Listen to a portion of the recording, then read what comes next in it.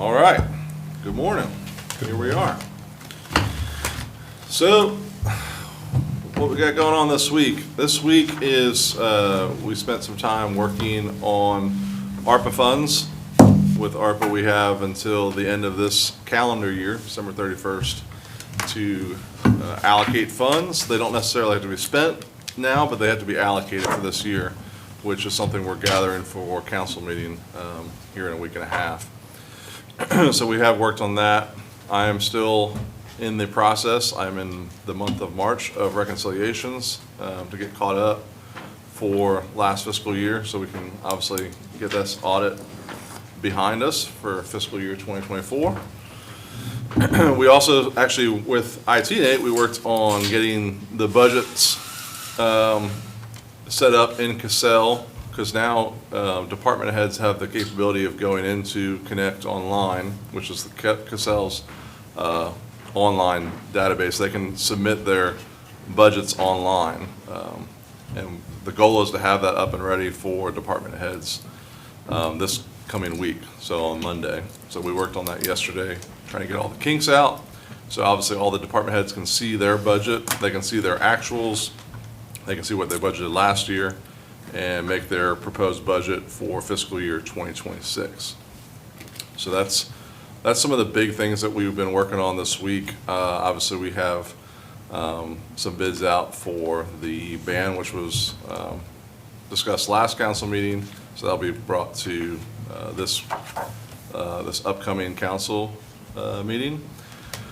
Ashley, do you have anything to add before I see if Charlie has anything? And we also have Amy Bowles here and the school, and we will get to her as well. We just need to clear up if we're going to have a warrant the week of Christmas. Christmas does fall on a Wednesday. We have a half a day Tuesday, the day before. So our recommendation was to not have a warrant the week of Christmas. We do have a lot of people out that week. So getting approvals done, we're short-staffed in finance because a lot of people are out that week as well in finance. I did check with everybody in finance the following week for New Year's week. Everybody will be in. So it's possible to have a warrant that week. It will just be a shorter time frame of getting everything in and approvals, and we can send those emails out to department heads. I would definitely agree with that. I assume it's been common practice, right, to have? It has, yeah, Thanksgiving week and Christmas week, and there's another holiday too, I think. But I would absolutely, because, I mean, like, I wouldn't be able to come. Yeah. And that, my family's all gonna be here, and I think that's, My only request would be to make sure we're not late paying our bills. No, we have a process in place where Great. all the bills come in and they're staggered by the due date. So the week before Christmas, we will go out at least a week and a half from where the Good. mail would be delivering a check, and all those invoices will be paid the week before Christmas. And obviously, all the department heads will get notified Yeah. probably next week of the warrant being, so that way they know to make sure that everything Everything's is. in. Prior to your administration, skipping a warrant meant skipping yeah. payments, and that Yeah. annoyed me Yeah. to no end. And I'm all for not having that meeting. I'm just, I'm for keeping our commitment. Yeah. Yeah, no, all the bills do get paid. We haven't been late. Knock on Beautiful. wood. Like, Beautiful. we pay everything on time. We have a process in place now where we go a week and a half at Great. advanced and pay all those bills. So I think what I'll do is I'll pass it to Charlie, because I assume Charlie might have a couple things to add before we pass it to Amy Bowles. Charlie, do you have anything to add on your end?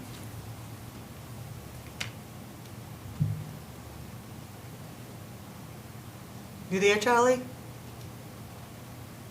Sorry, can you hear me now? Yes. Great. Sorry I couldn't make it. I've got a little delayed drop off from my daughter, but and Amy, I'm looking forward to your presentation here today. But I also have a memo from Tina that I'll share with City Council that kind of, and with you, Amy, that just goes over some general options for setting the school election, referendum election for the budget, which I know is somewhat related to your conversation today. It just goes over some of the considerations and options for you all on putting it as late as possible, but maybe doing it a couple weeks earlier due to, the state doesn't have a referendum scheduled as of yet, but we kind of plan that they, to have fail safe to have it, an election a little earlier, and now the memo outlines all this. There's some options there, but I know as we're talking school budget and city budget, I think the plan is to have pretty much everything ready to go prior to that election. So I just want to get you all your options, and then in January, Tina's going to be coming back with a more full memo with kind of legal background, but why the referendum has to happen, options for it to happen or not to happen in the future, and kind of finalization of dates. So we don't have to finalize anything now, but I'll forward that memo to you, Amy, and to the city council, so you all have that background information.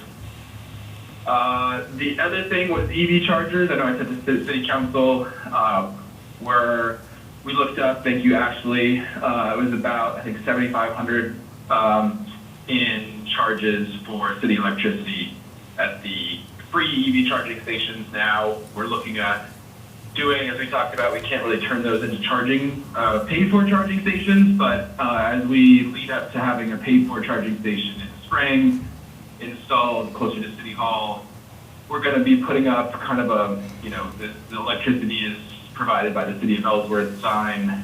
Please donate $5 per charge, which will go towards beautification, set up a system for people to go online or to scan a QR code, just to see if we can raise funds to get close to covering costs there, and then have some analysis by the time we're ready to install the paid-for chargers in City Hall to decide, hey, should we keep these free chargers up, or once we have the infrastructure and paid-for chargers, and if the other ones aren't really getting a significant amount of donations to cover costs, I want to consider just pulling the free chargers and doing just paid-for chargers in the city going forward. So those are my two big updates for today. Okay. So if that's all we have, we're going to pass it to Amy. Hold on just a second. Oh, sorry. Charlie? Yep. $5 a whack is 140, it's 7,500 over 52 weeks is $145 per week. And I'm wondering if $5 is the right recommendation. You don't have to answer that now, that's just a question that I have. That's a great point, Steve. I actually, maybe I was thinking about maybe going to 10.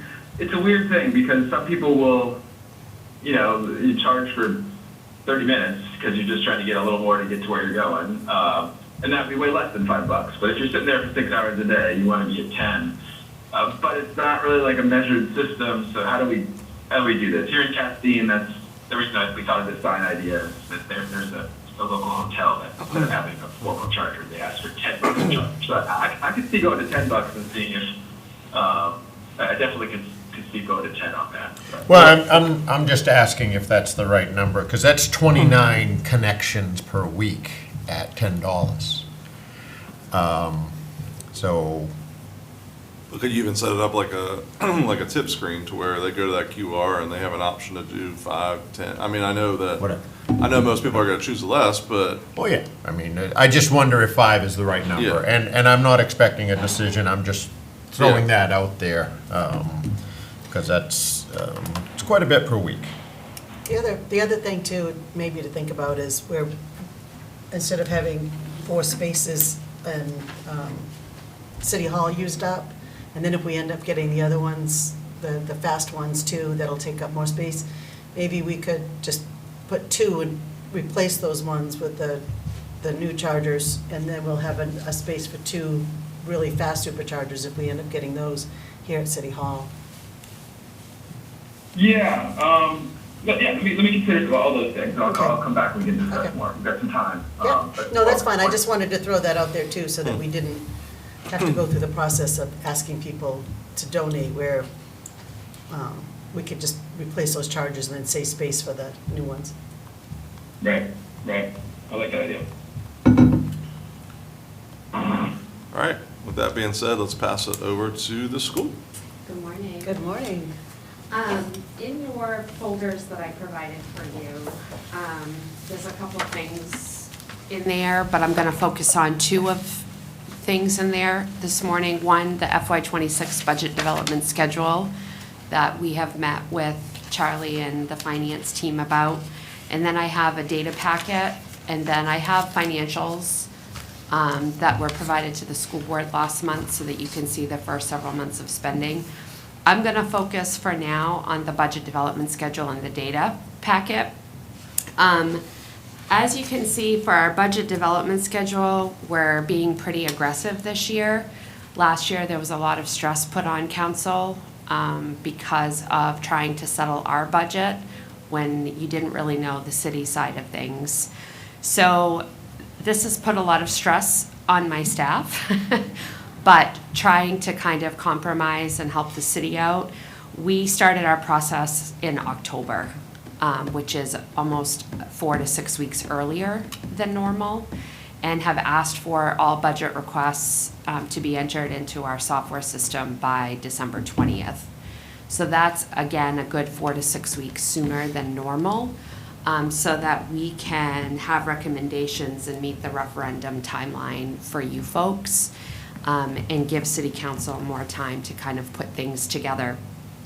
Our hope ultimately is to have March 11th be when the school board votes on what we would recommend as the final budget, so that you guys see the picture early enough to give us the timeline for the referendum. What I will say is that's really complicated for a school department. As you know, starting to do things in October when you don't really know the financial picture from even the state. I probably won't get our EPS allotment from the state until mid-January. So it is, the timeline's funky, which is why we keep discussing whether or not the referendum is necessary or not, because it does complicate everything for everybody. We're asking school staff to build budgets for a year out when they've only been in school, 4 to 6 weeks. So that's hard. But December 20th will come in a couple of weeks, and, we'll take the month of January to kind of assess where we are. Hopefully, we'll see where subsidy is at that point and what that picture looks like, and then be able to start making recommendations and presentations to council earlier so that you guys have a chance to kind of see where things are at with your other departments as well, and give you a good chance to ask questions and go through everything. So this is what we would propose for this year. This is what we talked to Charlie and Nate and Ashley about. I think everyone feels pretty comfortable with this process for right now, if we keep the referendum June 10th. So I'll look at Tina's memo when I get it, and if we need to make adjustments, we will at that time. Really what I want to focus on today is the data packet that I gave you, to try to help start painting a picture of what subsidy may look like for us. You should have a packet that says ESD enrollment in it. So to start, enrollment is down, and what I think is important to be transparent about is not only is it down, but that's in spite of us adding pre-K. So our enrollment, if you took pre-K out of the equation, we're actually down even more than this indicates, because pre-K is a new program this year. What I will say is our number of homeschoolers has increased in Ellsworth considerably. We're still kind of trying to tease out those numbers, because not everyone is great about filing the appropriate paperwork with the state for homeschooling so that they count. But enrollment is down at both EEMS and EHS this year. So of course, when enrollment goes down, your subsidy right there is your per student allotment is going to go down. However, some of the things that I do want to point out, the next several sheets for you, I'm not going to go slide by slide, but to explain what the next several slides look like for you is it shows you the trends by grade and cohort. So last year's class, 8th grade class, was larger, and last year's kindergarten class was exceptionally small. And so when you have kinds of those offsets, when you actually look at the trends by cohort, that does help paint the more broad picture. We do have 2 full pre-K classrooms. That has been very steady, and we have a wait list. So pre-K is something that we will talk about in this budget, wanting to expand public pre-K even more and having partnerships with other entities to help do that because the demand is exceptionally high for pre-K. And that will also help with our long-term planning and problems, which I'll talk about. So when you look at EEMS enrollment, you'll see we're down from 734 to 724. That's a drop of 10, but again, considering the fact that that's an additional 31 pre-K students, that does tell a little bit of a different story. Then what we did is we showed you in 2 different pictures, K4 and 5-8 enrollment. We did it by cohort and then did it in a graph form so that you can kind of see quickly on a chart what that might look like for those 2. And then the next slide is EHS. And you'll see that we're down 14 students there as well. And then you'll see the cohort there. Last year's, you'll see senior class has stayed pretty stable. Freshman trends are kind of the same. What is really important to look at is if you look at HCTC, that's our one area that enrollment is up by 13.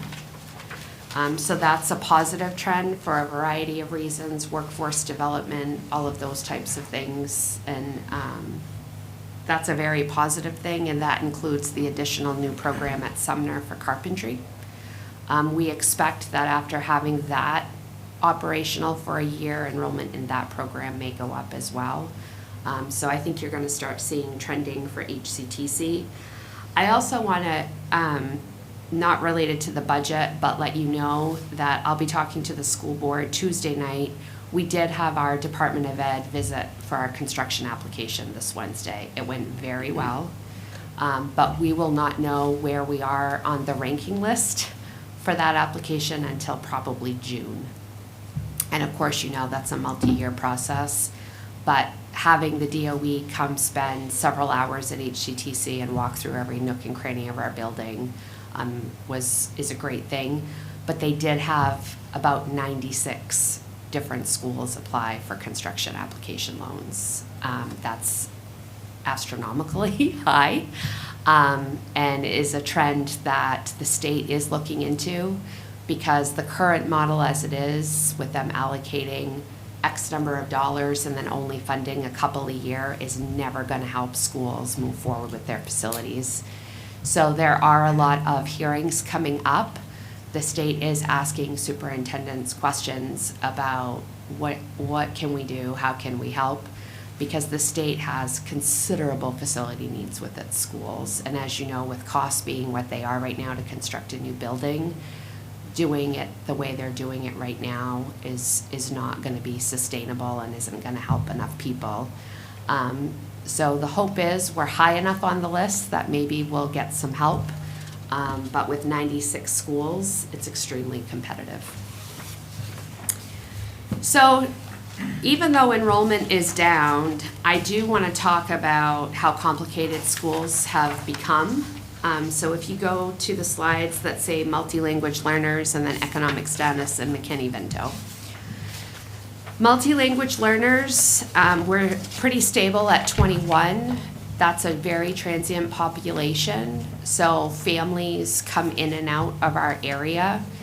These are typically students who speak absolutely zero English and come to our schools for an education. We're expected to provide one. And that includes wraparound services for those students and their families. We do have one, we're very lucky. What's a wraparound service? So helping them with housing, workforce development, Okay. getting the parents acclimated to the area, those kinds of things. Okay. Thank you. You're welcome. We are really lucky that we actually have a certified multilanguage teacher, and we have 2 ed techs, and they are busting at the seams. 25 and 21 are really high when you look at some of the other needs coupled with that, which is on the next page. And this is something that I think the city and the school department really needs to recognize. If you look at economic status, that is an astronomically high jump for us. For our enrollment to be down and for us to jump to 432 to 536, that paints a picture. And when you look at McKinney-Vento, that's 51 students that we've identified, and I guarantee you there's more we haven't, that are considered houseless in our schools. And the federal and state government has really made schools now responsible for not just those children, but those families. We now receive grant funds to find people hotel rooms, to help with heating payments, electricity payments. It has become a full-time job to try to help these kids. And when they land on your door on a Friday afternoon and say, we have nowhere to sleep for the weekend, we've had to call hotels in our area and find them housing. Why aren't they referred to our general assistants? So that's where we have to go. So Yeah. we have to begin a tighter collaborative between the 2 pockets, which we've started. But the state is giving school departments funds now to help pay bills and do all these things. And it has become a full-time job. These kids are at least getting free breakfast and lunch with us every day. That program has continued in our state. But when students are economically disadvantaged and/or homeless, the complications you see with behavior and social emotional complications in our schools is through the roof. Schools are so much more complicated than they ever were. And when I tell you behavior, and this isn't independent of Ellsworth, this is a trend we are seeing all over the state and all over the country. Behavior is out of control. And schools don't have options to just suspend kids, kick kids out, send them home. Those aren't options anymore, and in some cases, suspending kids under a certain age is now illegal. And so schools are left with having to program and differentiate for the highly complicated population that we now have in our schools.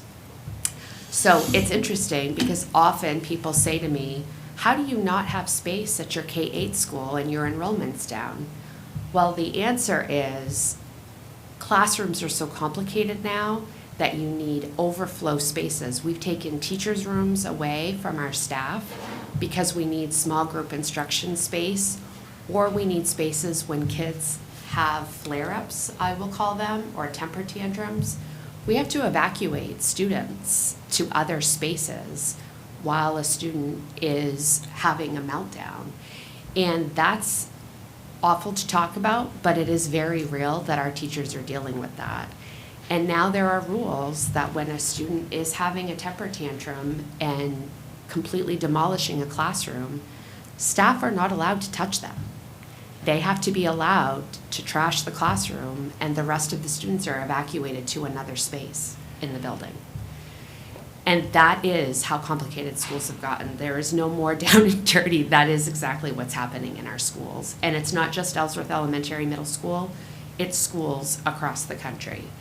And that's so sad, because that'll explain why that Yeah. a lot of parents are going to homeschool. That's what I was gonna say. That's why- 100%, That's what attracted 100%. them.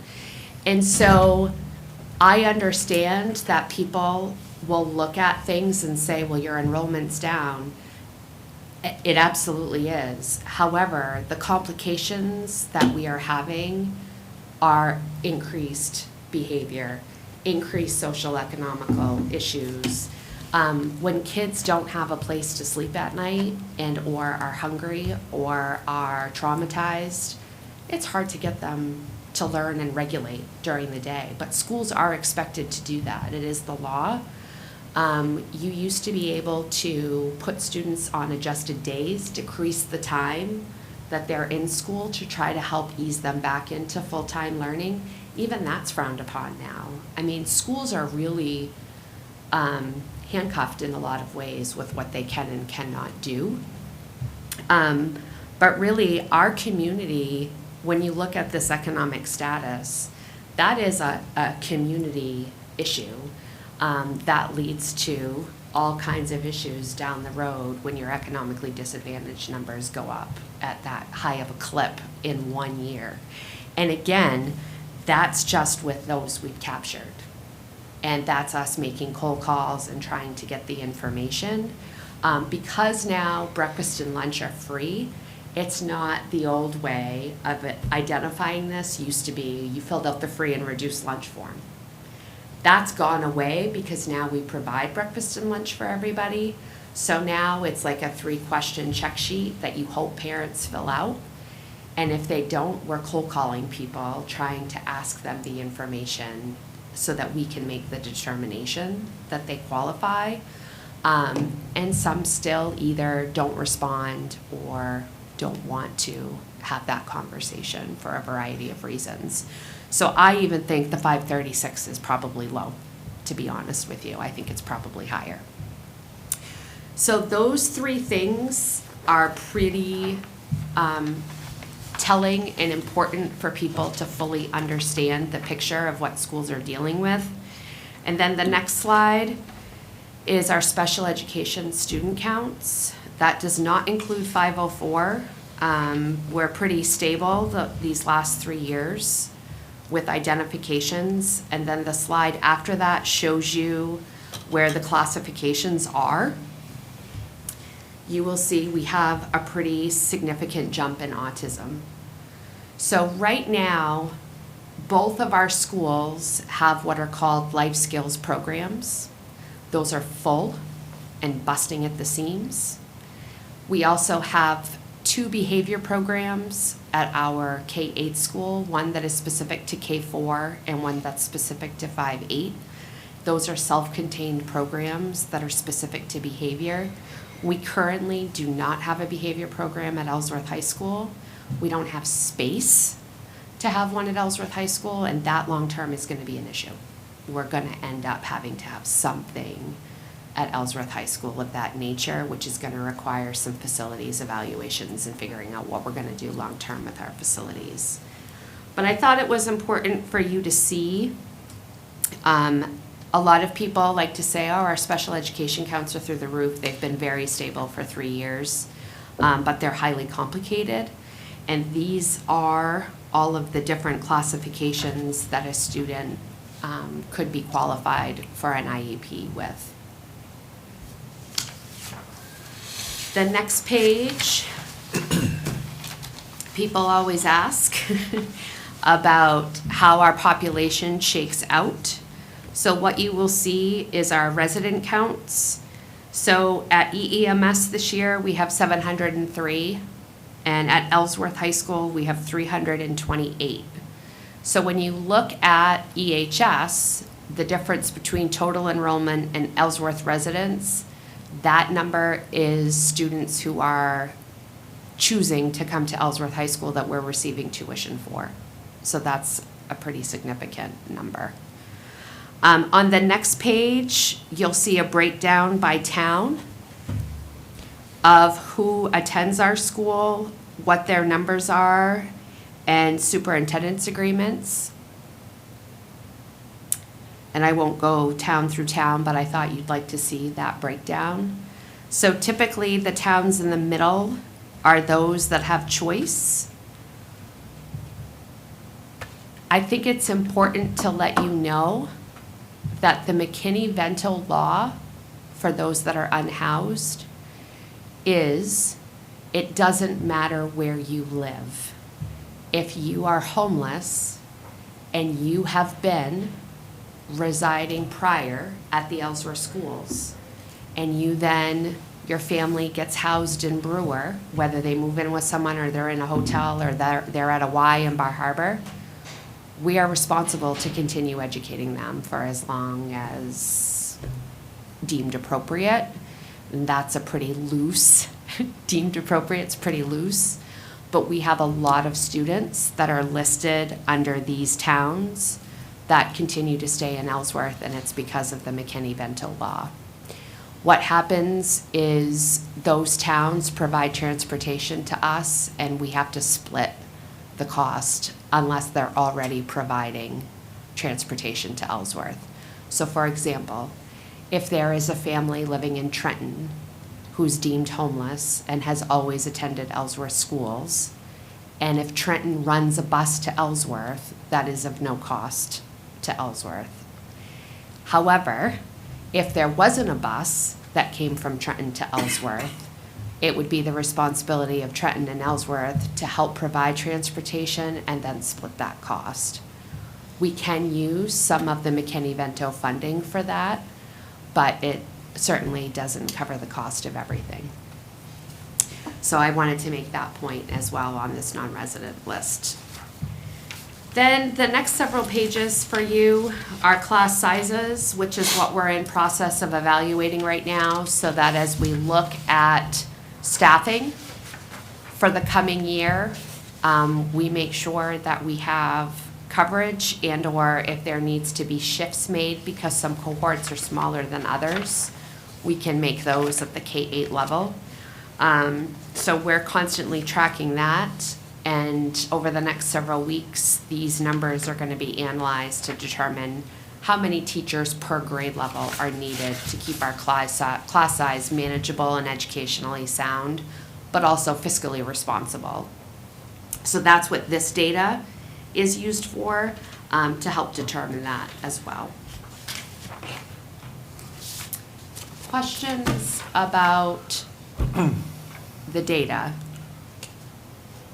Are ratios for teacher, students to teacher for pre-K the same as K through 2 or? So pre-K by law, you have to have a teacher and an ed tech. Okay, So you can have 16 students. Okay. Whereas in kindergarten, there's no mandate for an ed tech. Gotcha. So typically, your kindergarten classroom sizes should be smaller okay, because of that ratio. So your K through 2 cohort sizes should be smaller. 3 through 5, you should see an increase in class size ratio. 6 through 8 larger, and then the high school. okay. Yeah.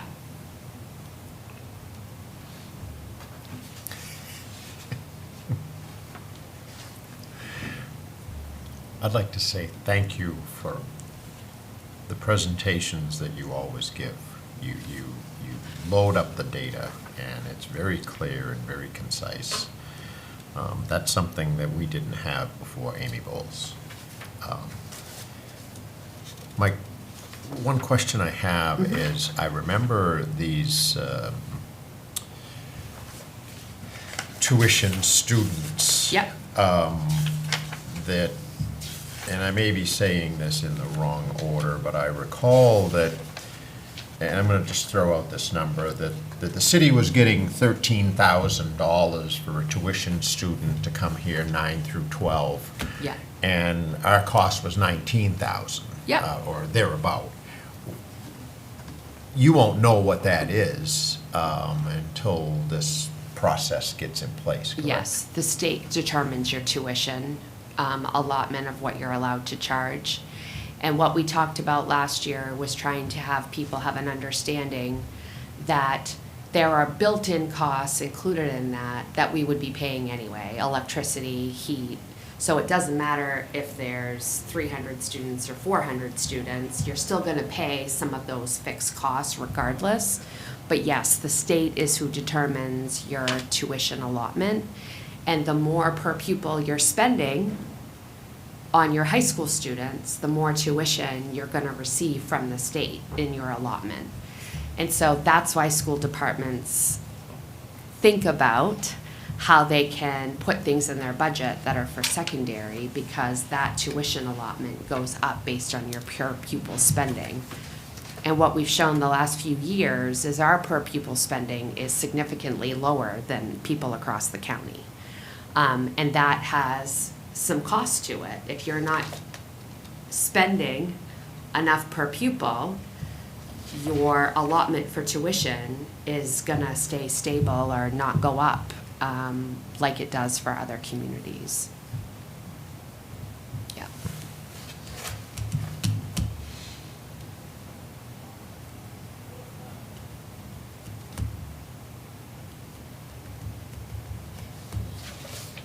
Any other thoughts or questions?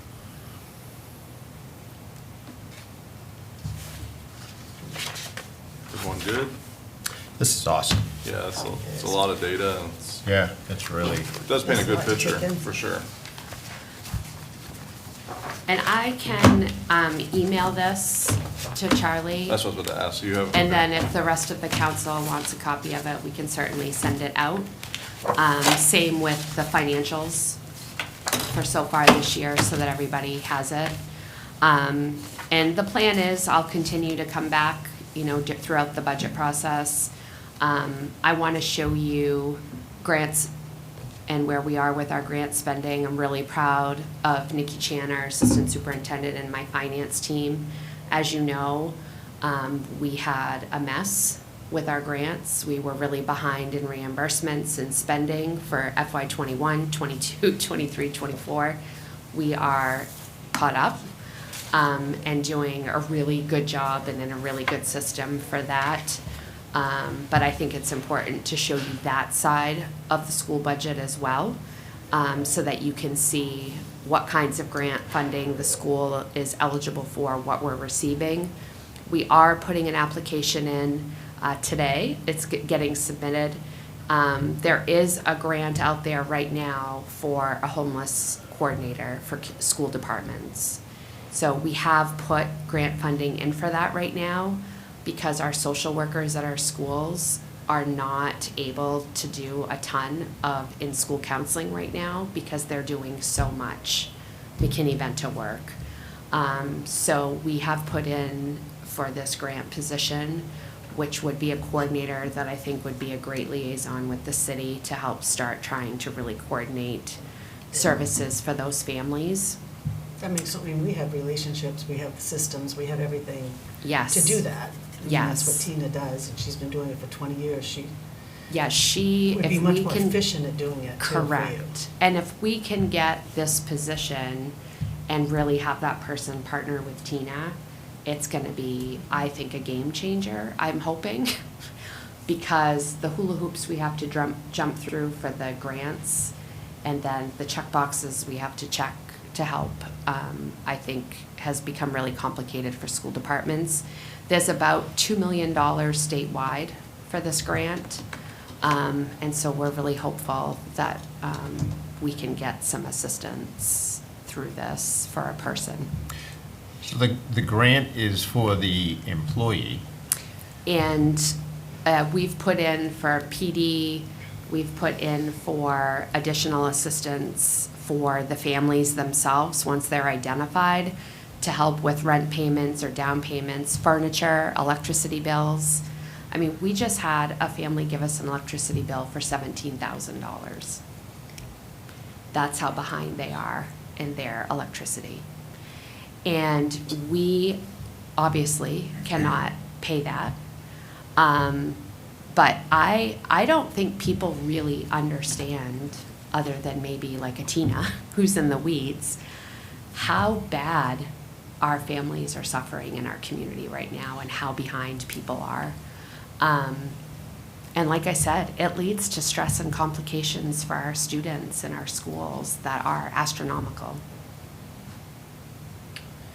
Yeah, and things like that, I think Tina can weed out, like, why is that person still have electricity if they owe $17,000? Why hasn't that been Mhm. shut off? And why do they have a bill of $17,000? Exactly. There are some things like that that Mhm. Tina can help with, because, Yes. you know, Well, she's more trained. she's very much trained, and she's trained how to ask the questions and to In a give the respectful, information. kind In a very- way. Yes. Yeah, in- oh, in the way she's that she can. wonderful. She's wonderful, and so, Yeah. and I don't, in having a school department do that is just so outside your realm. And it has been pushed onto the schools. I mean, the state giving us the grant funding and saying, this is what you have to use this money for, it's really complicated. Yeah, instead of the state giving it to and saying, we'll Mhm. reimburse you 100% for general assistance rather than, Mhm. I think we get 75% now. Yeah, Instead of doing it that way and having it go through the system that's already created, they're putting it onto a school department that does not have the expertise to do that type of thing. That's just ridiculous. or Who the do you want to do time, that? or the time. I mean, we should be spending time counseling the student during the school day and assisting them with their learning so that we Exactly. can break a cycle. And let the And, city take care of and the towns take care of. yes, The parents and the Yeah. families and the homes I and mean, things. there And are- you take care of the student. there are school departments right now that are opening that are purchasing homes and buildings so that high school students can shower and sleep there. That's how complicated this has all become and how much schools feel the burden and pressure of trying to help these kids. In the meantime, Um, we have Healthy Acadia, we have all these resources that should be doing that. Yes, and so the hope is that we can get to a place in the new year where we bring a cohort together, which Tina and I have talked about, and we have some of these community organizations, our school people, and Tina come together and talk about, okay, what do we all have? What can we all offer? And then what makes the most sense procedurally to move forward with these things? And then for us as a school department, we're working really hard on identifying protocols and procedures for how to allocate the money per family, per student, for things. But I will say, we have some wonderful hotel establishments in Ellsworth that have gone above and beyond in partnering with us and helping our families and putting them up for us. And they have been fantastic. So we're really lucky that we have businesses in our community that are helping us as much as they can. Where in your budget is this all grant funding? Yes. So there's nothing in the budget that has a column like the municipal side? Correct. General assistance, correct? Correct. No, we do not currently. We rely on, we have food banks at each of our schools, and we are really lucky that National Honor Society, April Poulin and Melody Wright, like different people organize things throughout the year to donate to that, and that includes winter hats, boots, mittens, clothing. We have those kinds of things in our schools, but there is nothing in our local budget for general assistance. It's all through grant funding and/or donations or things that we organize within the schools to help with that. So at some point, if this trend continues, there's going to be something in the school budget for that. I would think eventually, it's asked for every year. Our social workers and guidance counselors fight every year for that. But Because that mean grant funding? grant funding and putting things in the local budget so that they can have some assistance. I haven't done that the last few years because knowing the city budget has that in there and we have grant funding. I would rather see us have resources in the school to help kids with learning during the day at this point, which is why we added a social worker this year at our K-8 school. If I put anything in the budget, it's gonna be another social worker, to be honest with you, to help with counseling. Kids are on wait lists for mental health services. It's ridiculous. And kids need that service to access their education during the school day, 100%. So if anything gets put in the local budget, it will be things like that that help the whole student and the school move forward. And that's smart, because partnerships, the school can't do it by themselves, and partnerships are key. Plus, again, we get reimbursed for 75%. If we put someone up in a hotel, the state pays for 3/4 of that. Correct.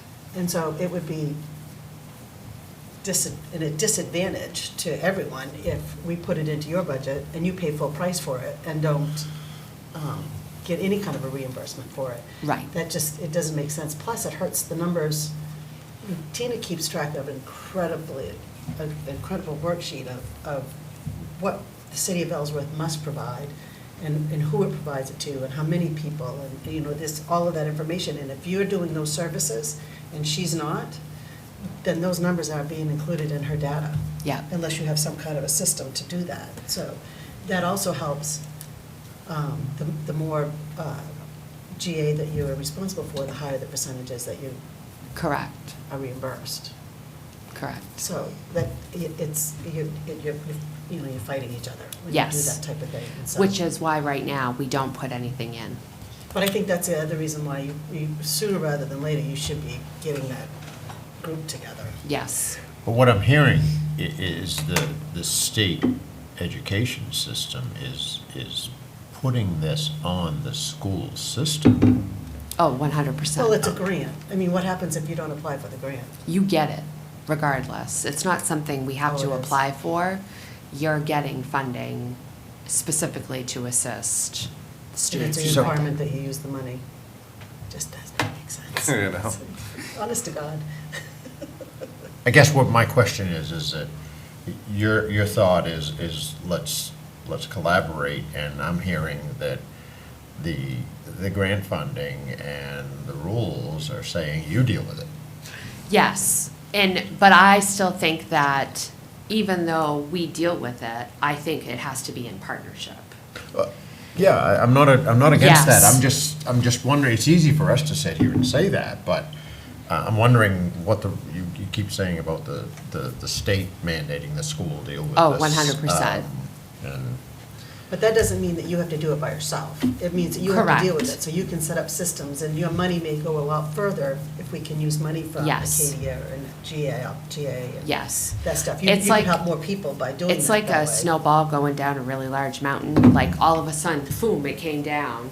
And we're like, whoa. I mean, this year has been, my people are stressed. And that's, your guidance counselors and social workers, that's a burden, right? You go home and you're like, I don't know where the second grader is sleeping tonight. I And so could never do Well, the burden is I have them all high. at my house. Do you see, like, I don't know, I don't know if there's any data for this, but is there a direct correlation to the ones that are struggling financially to the discipline issues then? Oh, That's- 100%. Okay, that's what I figured. 100%. And like I said, the behavior is so complicated.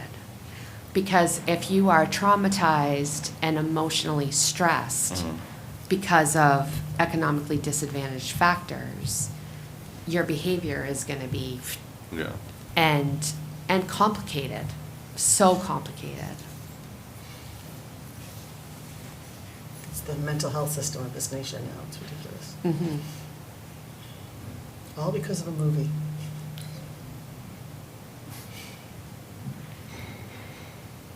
Anything else for me? But thank you very much. Okay. I appreciate Thank you that. for being here. Just wanted to just mention really quick, Charlie said, just to bring to the finance committee that next Friday we'll have Sarah with the library stopping by to talk about some library renovation upgrades. Should only be a few minutes long. And then the following week, Maura's planning on coming in for a few minutes to talk about website upgrades. So I just wanted to keep you guys in the loop on that. When is Super Friday? Or Next week, next week, okay. BFF, Big Finance Friday. Not to be rude, Big but we fun. have to go to a meeting at HCTC. Nope, that's okay. My Thank you very goodness. much. Thank All right, you. Tasha. I'm gonna go Do you to. want one for Charlie? Yeah, that'd be great. I'll give it to him. Thank you. I appreciate it. You're welcome, thank you. Thank you again for this packet. It's always, You're welcome. A lot of data. yeah, it's Good always data. awesome. Good data. You know what? Yeah, I know. I signed that, and I'm not on the finance committee anymore. Yeah, we need, You need another signature. we need another signature and Charlie's signature Yeah. to make So three. sorry about that. It's all I right. forgot I And wasn't you on said it anymore. Tammy, Does it, Tammy's out of town.